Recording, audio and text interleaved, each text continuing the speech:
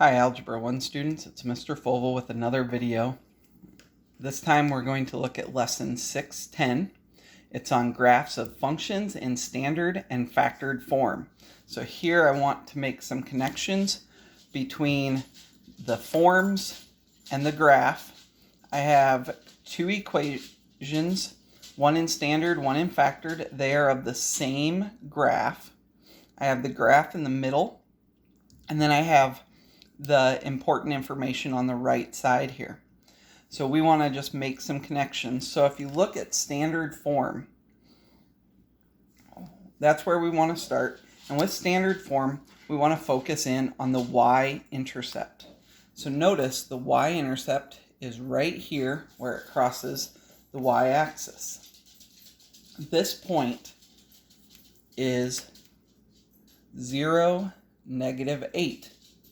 As said right there. If you notice, that -8 shows up at the end of this standard form equation. It is the last part of the standard form equation in this one, but it can be switched around.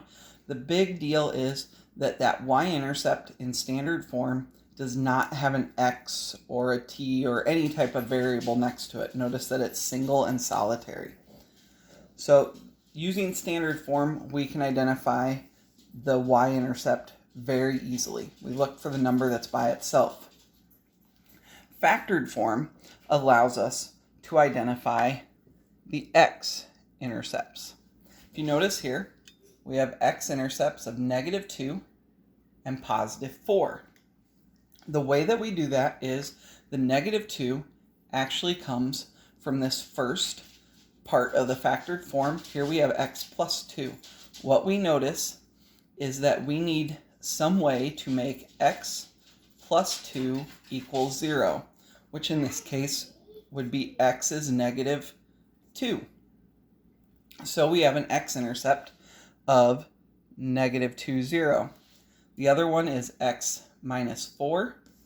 That also needs to create 0. Which in this case would be an x of +4, which is where we get 4, 0 for our x-intercept. The last one is vertex, and this one isn't as straightforward. What we have to do is we actually have to find the vertex using a little bit of math.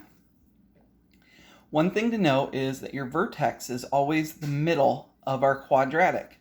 Therefore, it must be halfway between our two intercepts.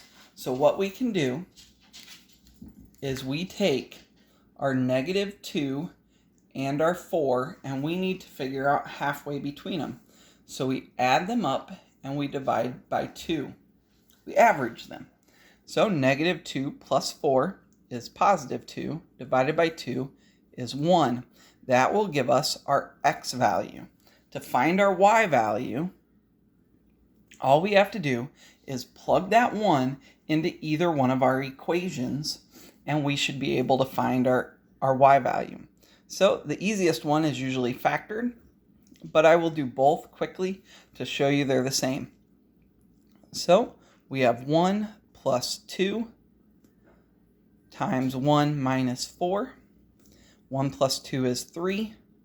1 minus 4 is -3, and then we multiply the 2, and we get -9, which shows up right there.